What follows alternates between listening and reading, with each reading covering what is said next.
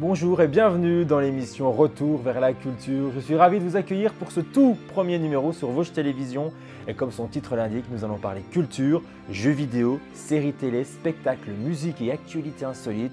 Tout ça sera au contenu de cette nouvelle émission que j'ai la joie de vous présenter. Top générique.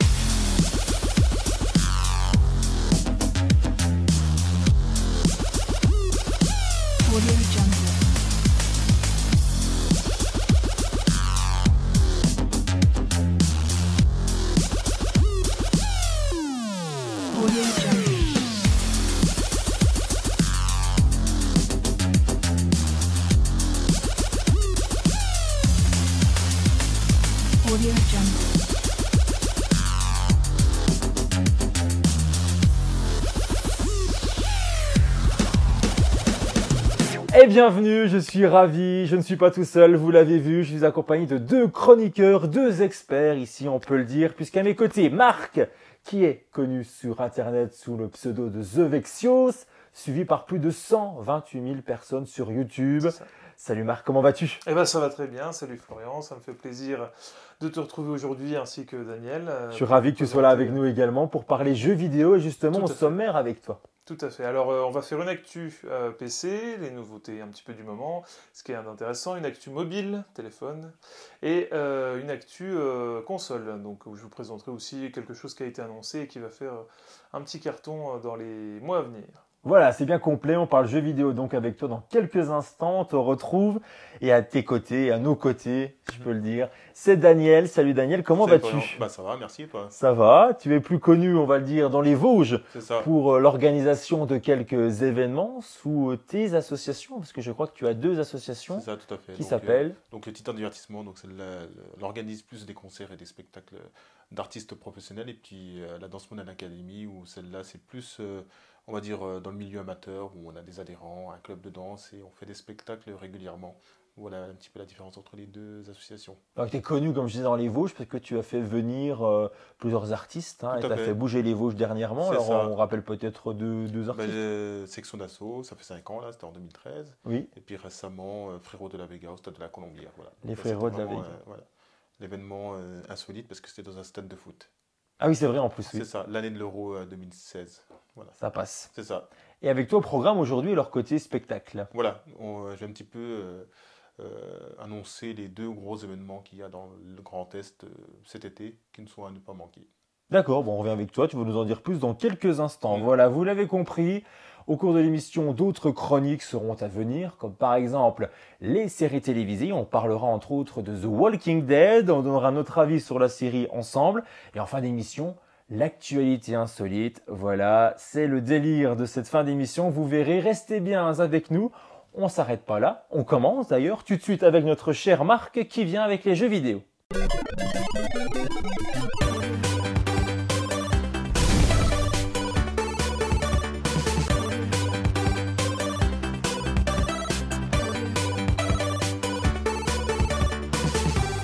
Jeux vidéo avec Marc tout de suite. Alors on commence avec quoi? On parle de quoi? Eh bien, tout à fait, nous allons commencer cette petite chronique, tout à fait, Florian.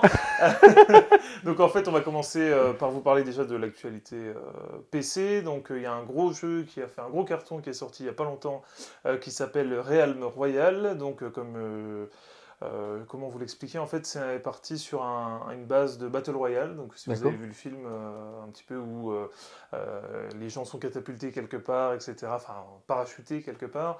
Et en fait, le but, c'est de rester en vie. C'est un petit peu Hunger Games aussi. Et en fait, dans ce jeu-là, on va avoir une spécificité particulière à ce jeu, puisqu'on va pouvoir choisir des classes. Normalement, dans les Battle Royale, il y en a beaucoup. Ça a été beaucoup développé, beaucoup exploité par les entreprises du jeu vidéo, puisque forcément, bah oui, ça paye. Oui, ça paye. Il y a beaucoup de gens qui jouent à ça. Et donc, en fait, puisqu'il y a un peu la notion aussi de compétition, forcément, on va devoir tuer ses adversaires pour arriver au sommet. Et puis, quand on arrive au sommet, soit on a une récompense, soit il y a diverses choses, des titres, etc. Bref. Et donc, en fait, là, ce qui se démarque un petit peu, c'est qu'on peut choisir des classes et il y a une notion un petit peu de fantasy. C'est du medieval fantasy. Ça se déroule sur une carte un petit peu roleplay un petit peu, comment dire, moyenâgeuse. D'accord, ouais. Et donc les classes qu'on va pouvoir choisir, il va y avoir mage, guerrier, archer, ingénieur, enfin j'en oublie certainement, guerrier. Elles vont avoir des habilités spéciales. Elles vont avoir des sorts qu'on va devoir récupérer dans des coffres sur la map. Enfin, sur la carte. Oui, d'accord, ouais. On se catapulte, on tombe. La première chose à faire, c'est trouver des armes, trouver des sorts et s'affronter. On a aussi une monture pour se déplacer. Qu'est-ce qu'une monture? Alors, qu'est-ce que c'est que la monture? C'est la question. C'est un cheval. C'est un cheval. Ce n'est pas un terme technique pour les érudits.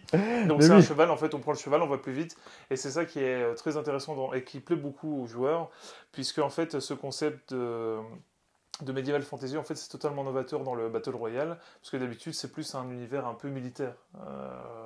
Des jeeps, quand c'est des véhicules, c'est des jeeps, des bateaux de combat, etc. On a des armes, voilà, des armes basiques de guerre, quoi. Tandis que là, c'est plus des armes, pour le mage, par exemple, ça va être un bâton, au des Moyen-Âge, arcs, complètement, voilà, quoi. il y a quand même des armes classiques, mais il y a plus, voilà, une dimension fantasy qui est très intéressante, plus les sorts, des boules de feu, des sorts pour aller plus vite, des sorts pour sauter plus haut, enfin bref, c'est très sympathique comme jeu, et du coup ça fait un gros carton en ce moment, et les développeurs sont très, très actifs sur le jeu, puisqu'ils ajoutent des nouveautés de plus en plus, et il y a même des petites touches d'humour, puisque quand on meurt, quand on se fait tuer, on a une chance de rester en vie, puisqu'on se transforme en poulet.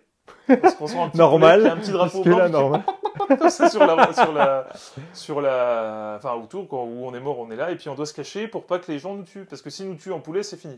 On s'arrête et puis voilà. Et là, on recommence à zéro, là. Voilà, et on recommence à zéro, on est obligé de relancer une partie. Les parties peuvent se jouer seules, en duo ou à 5, on a équipe de 5, une escouade, et le but, toujours, c'est d'arriver premier. Et ça dure combien de temps, à peu près, une partie alors ça dépend. Si on se fait tuer dès le début, c'est 2 minutes.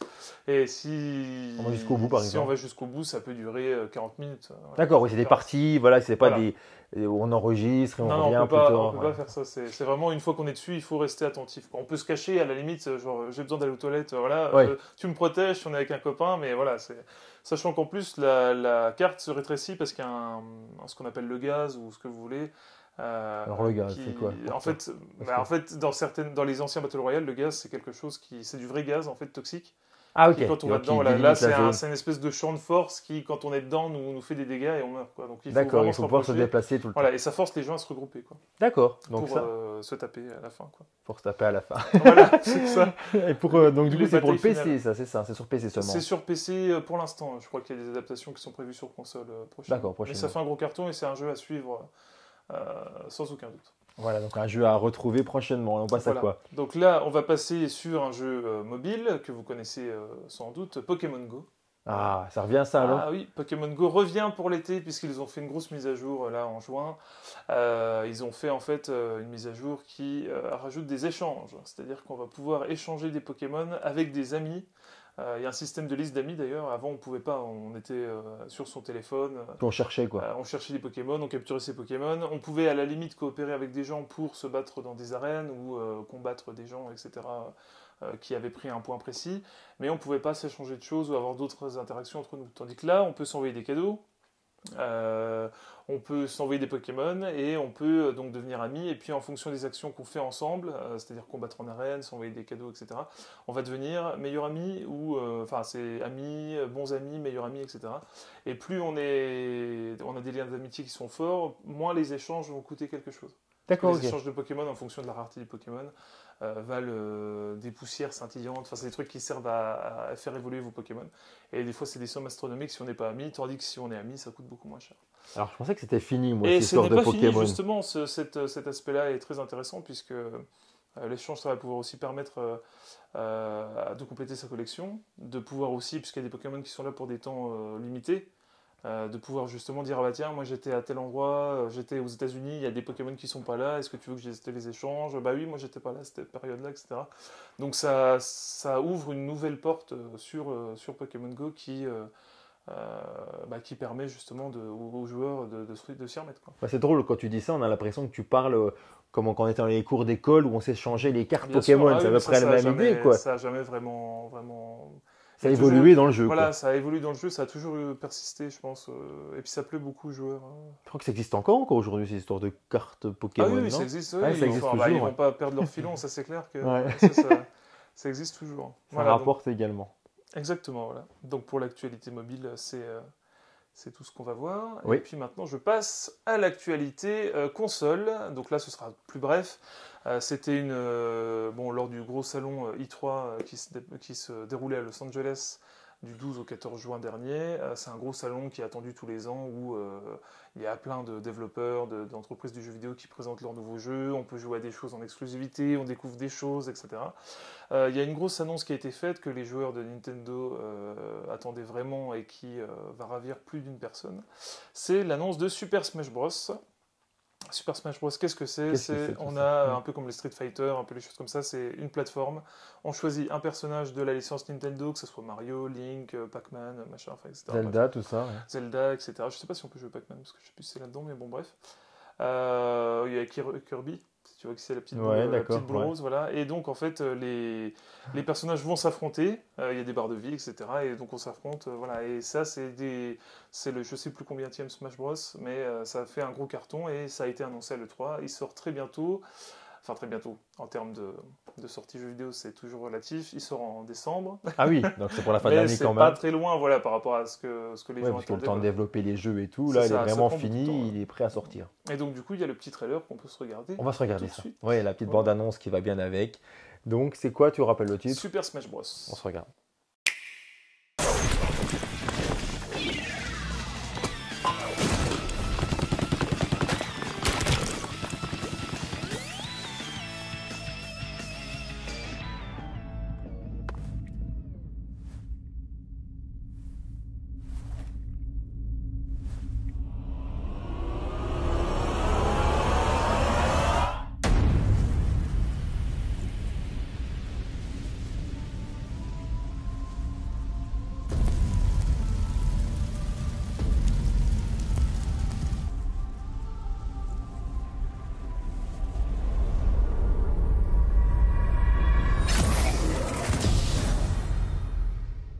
Donc c'est Mario Bros qui est de retour pour cette fin d'année. Super Smash Bros. Mais ouais, mais bon, il y a Mario dedans. Il y a Mario dedans, c'est Nintendo, c'est Moi, c'est Mario, j'adore ça. Quoi. Voilà, je me remets à la NES. Il sera dedans, hein, Mario est dans Super Smash Bros. C'est pour ça, on vient de le voir dans la bande-annonce, et là, par contre, ça donne envie, forcément. Il y avait Zelda aussi, j'ai vu. Oui, voilà, merci Marc, on se retrouve très vite pour une nouvelle chronique jeux vidéo avec toi, mais tu restes avec nous parce qu'on reparle de The Walking Dead dans quelques instants. Et tout de suite, on retrouve notre autre chroniqueur, c'est Daniel tout de suite, qui nous parle musique.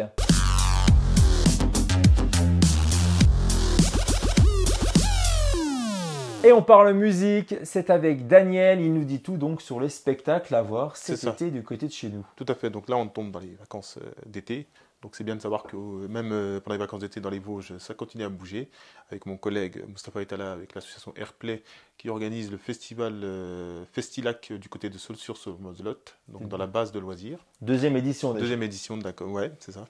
Donc le vendredi 24 août et le samedi 25 août, avec une très très grosse programmation reggae, avec la légende, ça commence par la légende du reggae Alpha Blondy, qui viendra donner un concert donc, le vendredi 24 août. Donc du coup ça c'est du très lourd. Ça fait un moment qu'il y a des pourparlers pour qu'ils viennent dans les Vosges. Ça devait se faire à Remiremont, ça n'a pas pu se faire. Donc là, c'est vraiment une chance pour Saulx-sur d'avoir un artiste de cette renommée-là internationale pour ce Festilac. D'accord, et qui d'autre également qui sera à l'affiche? Voilà, à l'affiche, pour ce vendredi 24 août, donc Alpha Blondy. Le samedi 25 août, c'est Danakil. Donc là, c'est une génération plus rapprochée de ce qu'écoutent les jeunes actuellement dans le milieu du reggae. Donc voilà, Danakil, ça touche plus les jeunes. Donc du coup, ça sera le samedi 25 août. Et c'est aussi une pointure au niveau du reggae, mais de la nouvelle génération. Donc je conseille fortement à ceux qui sont amateurs de reggae ou pas, d'assister à ce Festilac, qui est un concept vraiment inédit dans les Vosges, et voilà, ça fait vivre le territoire, ça fait connaître le département, donc je pense que ça va drainer au-delà des Vosgiens, donc voilà, c'est toujours une fierté pour nous organisateurs de faire des projets de ce type-là dans le département. Et là oui, c'est vrai, parce que c'est une petite commune quand même, Saulx-sur, il y a déjà eu la première édition l'année dernière, là je crois, ça avait drainé au moins combien de personnes? 4000 personnes, donc c'était sur une seule journée, il y avait eu Tonton David et Sinsemilia, qui étaient la tête d'affiche, et ça avait ramené 4000 personnes à la surprise générale des organisateurs, qui est la mairie, voilà. Donc, du coup, oui, c'est la mairie qui finance en partie le festival et Mustapha de l'association Airplay est plus recruté en tant que programmateur. Donc, il apporte son expérience en tant que programmateur, donc, mais la partie financière, c'est plus supporté par la ville de Saulxures. Parce que c'est un coût. C'est vraiment des... Je ne vais pas rentrer dans les détails financiers d'un événement de ce type-là, mais vraiment ça a des coûts. Donc du coup, c'est bien si ça peut être soutenu par une vraie participation et un vrai que les gens montrent que justement il y a besoin d'avoir cette forme de culture dans les Vosges, quoi. Et justement, tu parles de coûts, alors qu'est-ce que ça peut coûter aux personnes là, de pouvoir assister à ce festival? Bah, c'est pas très cher, justement, c'est 20 € le spectacle, donc la journée. La journée. Et sur les 2 jours, il me semble que c'est dans les coûts de 30 à 35 euros. J'ai plus les chiffres exacts, mais il y a la page Facebook Festilac Saulxures qui existe, ou la page de l'association Airplay où il y a toutes les informations qui seront disponibles. Voilà pour le Festilac donc, qui Voilà. se déroule du 24 au 25 août prochain. Tout à fait. On vous affiche tout ça, hein, l'adresse internet, la page Facebook, vous allez pouvoir retrouver tout ça du côté de Saulxures, donc pour le mois prochain. C'est ça, tout à fait ça. Et puis pour ceux qui sont fans de rock, il y a aussi le Festival des Sapins Barbus, donc qui tombe une semaine avant. Donc, les Sapins Barbus. Tu connais pas les Sapins Barbus? Non. Ah, Voilà. c'est combien d'éditions déjà pour les Sapins Barbus? Il me semble que c'est la quatrième déjà. Voilà, et ça monte en puissance d'année en année. Voilà, tout à fait. Ouais, c'est du côté de Martin Lermire. C'est ça. Donc ça aussi, il y a une page Facebook qui existe, donc les Sapins Barbus, où il y a toutes les infos et toute la programmation qui sera détaillée. Et c'est 2 festivals vraiment qui sont en train de grandir dans les Vosges, donc c'est bien. Donc voilà, 2 festivals à retrouver cet été au mois d'août. Voilà, faites votre choix, toutes les informations s'affichent en bas de notre écran. Voilà pour les sorties spectacles. C'est bon, c'est tout. C'est tout bon pour toi pour cette fois-ci. On va passer à la chronique série télévisée. On va débattre ensemble de la série culte The Walking Dead. On vous dit tout. C'est parti.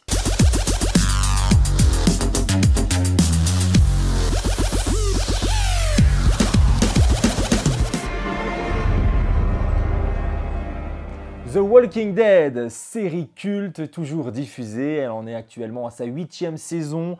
C'est une série télévisée d'horreur créée par Frank Darabont et Robert Kirkman, qui est d'ailleurs le créateur des comics. On peut le dire, cette série donc fait frissonner depuis quelques temps. Elle est diffusée aux États-Unis sur la chaîne IMC et sur OCS en France. C'est diffusé depuis le 31 octobre 2010 aux États-Unis. C'est l'histoire de Rick qui est flic, qui se réveille suite à un coma et le monde a totalement changé. Le monde est envahi de rôdeurs. Il va devoir retrouver sa famille qui est partie essayer de survivre puisque la population a été décimée en partie. Il reste quelques survivants et ils vont devoir survivre avec tous ces zombies qui traînent à chaque coin de rue. Et voilà, sa série, comme je vous le disais, la série en est déjà à sa 8e saison, diffusée depuis le 27 octobre 2017, la 8e saison. Et la série dérivée, une série dérivée, un spin-off est diffusé également sur la même chaîne. Ça s'appelle Fear the Walking Dead et c'est depuis 2015. On en parle de The Walking Dead justement avec Daniel et avec Marc. Alors, vos avis sur cette série-là, déjà, vous en êtes où actuellement dans la diffusion pour qu'on puisse savoir? Moi, je sais que je suis quasiment à jour, j'en suis à la moitié de la saison 8. Voilà, comme ça aussi où on en est. Toi, Marc, t'en es à où? Je ne l'ai jamais vu. Non, je plaisante. Il est fou. Ce type est fou. Non, j'en suis à la saison 5. Enfin, j'ai fini la saison 5, il me semble. Ouais, t'as terminé la saison 5, puis tu t'es dit, c'est ça. C'est assez pour moi. Voilà. Pour moi, là, c'est la fin de la série. Exactement. Non, en fait, parce que j'explique rapidement, je me suis arrêté parce que j'attendais la suite. À la fin de la saison 5, quand je l'ai arrêté, j'étais à jour. Et je me dis, j'attends la 6, je reprendrai. Et puis en fait, j'ai pas repris parce que je me suis lancé dans d'autres trucs à côté. Dans d'autres séries. Et puis après, j'ai pas regretté de ne pas avoir repris parce que j'ai vu ce qui se passait dedans. Et je me dis, ça me saoule, j'arrête. Voilà. Tu vas me dire dans quelques instants pourquoi ça te saoule. Voilà, exactement. Daniel, toi, t'en es où? Moi, je suis à la fin de la saison 7. Donc, du coup, j'ai regardé la saison finale de la saison 7. Ah, ça, il a terminé la saison 7 alors? C'est ça. Donc, du coup, j'attends que soit disponible la saison 8. La saison 8. Voilà. Ouais. De façon. Et puis, moi, j'accroche toujours. Même si je trouve que ça a beaucoup évolué et que ça tourne en rond, voilà, je vais le développer tout à l'heure. Mais ouais, voilà. Tu vas nous développer tout ça et nous dire pourquoi. Série, ouais. Alors, toi, tu es toujours fan de la série, malgré que tu trouves que ça s'essouffle. Et ça, c'est super important qu'on en parle. Plutôt curieux.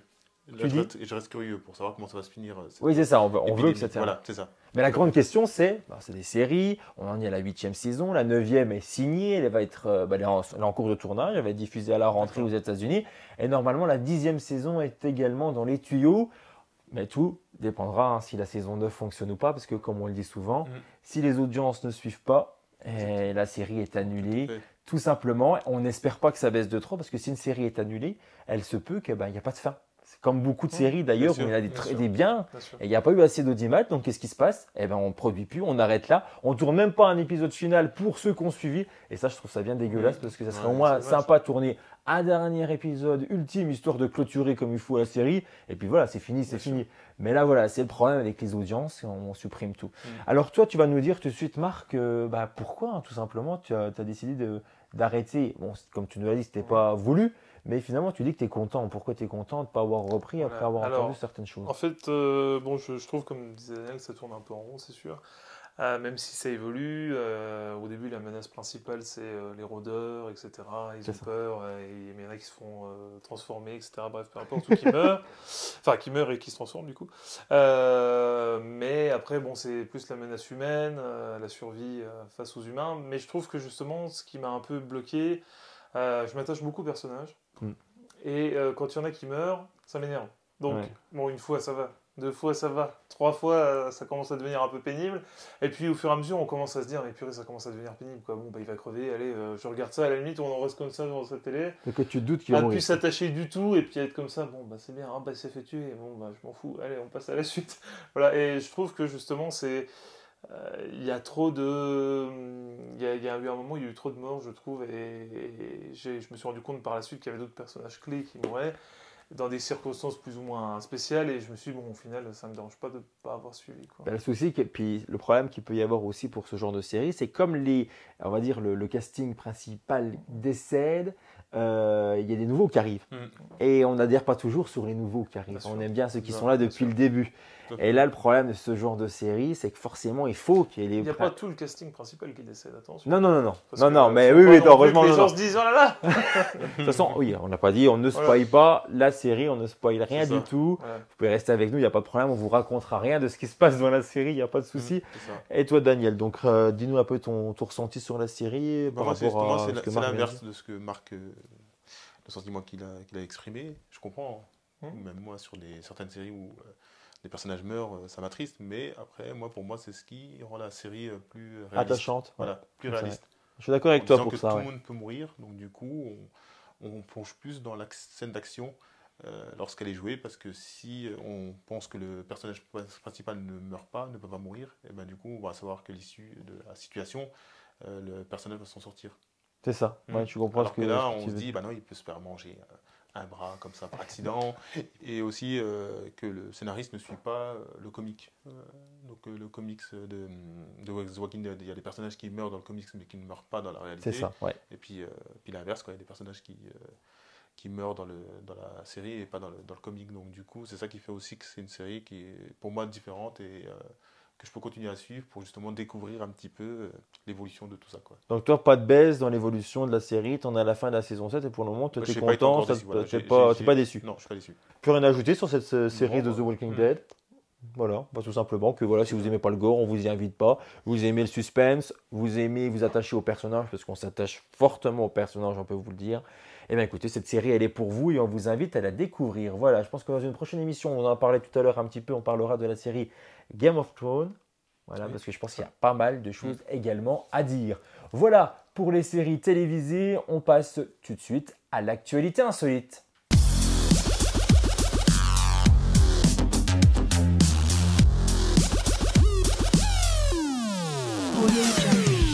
Alors, l'actualité insolite, voilà comment que ça se présente. Je vais poser des questions à Daniel et à Marc et ce sera donc à vous de me poser d'autres questions. Je vous réponds par oui ou par non et dès que vous avez la réponse, vous nous la donnez. Bien sûr, c'est l'actualité insolite, donc c'est toujours des choses un petit peu loufoques. On va faire un tour du monde et on commence tout de suite avec cette première question.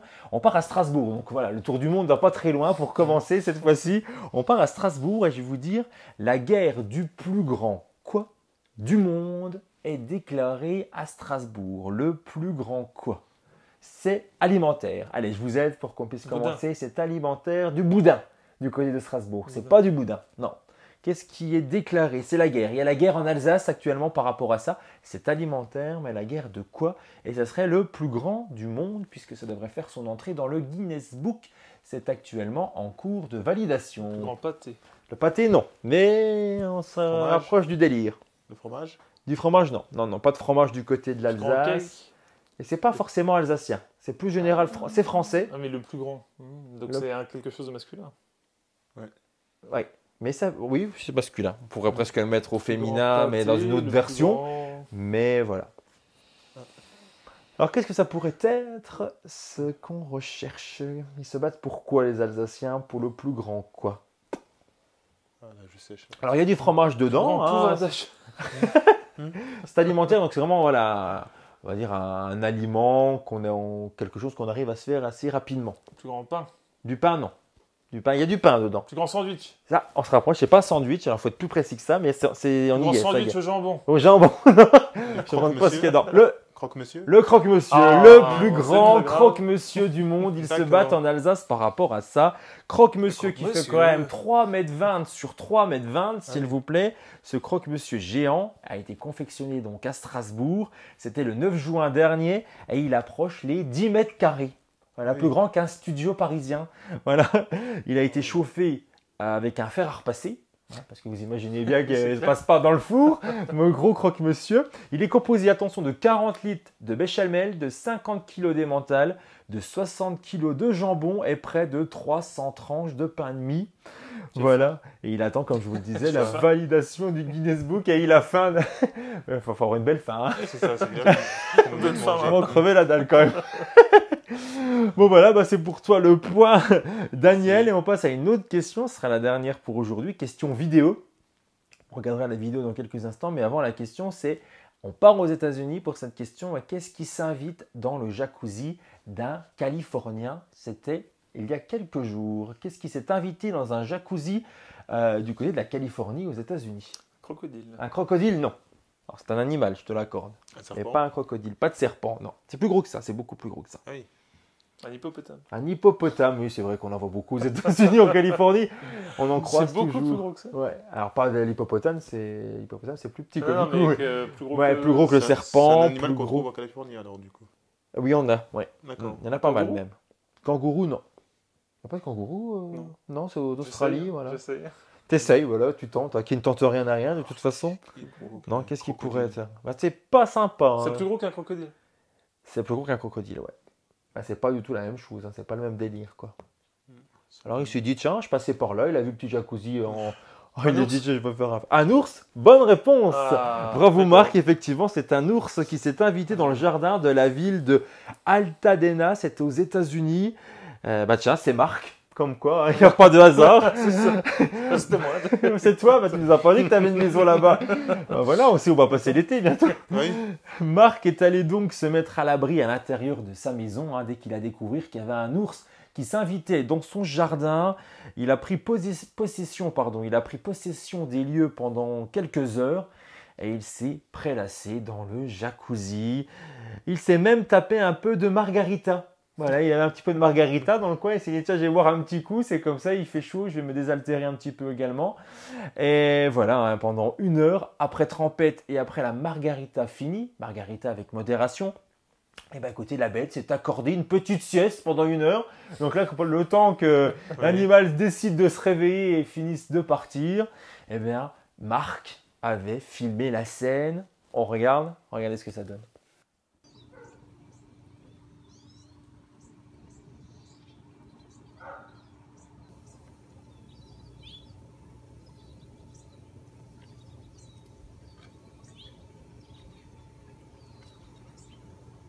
Et voilà pour l'ours dans son jacuzzi. J'ai envie de vous dire que Winnie l'ourson a qu'à bien se tenir. C'est une belle bête. C'est ça, c'est une belle bête. Une belle bête. Voilà les amis, donc un point partout pour cette émission. Vous avez réussi à répondre à chacun à une question. Pour cette première, c'était plutôt pas mal. C'est déjà la fin de l'émission. Merci à tous les deux d'être venus, d'avoir participé à ce premier programme de retour vers la culture. Ça va aller, Marc, on revient très vite, t'inquiète pas. The Lectios même, voilà, vous pouvez retrouver Marc sur YouTube, n'hésitez pas à aller voir sa chaîne. Et bien Daniel a également, bien sûr, dans les Vosges, avec plein d'événements musicaux qui se préparent pour la rentrée prochaine. Mais ça, on aura l'occasion d'en reparler dans une future émission. Je vous souhaite de passer du bon temps, amusez-vous, profitez, allez au cinéma, regardez des séries télé, écoutez de la musique, jouez à des jeux vidéo, faites-vous plaisir et nous on vous dit à très bientôt. Bye bye.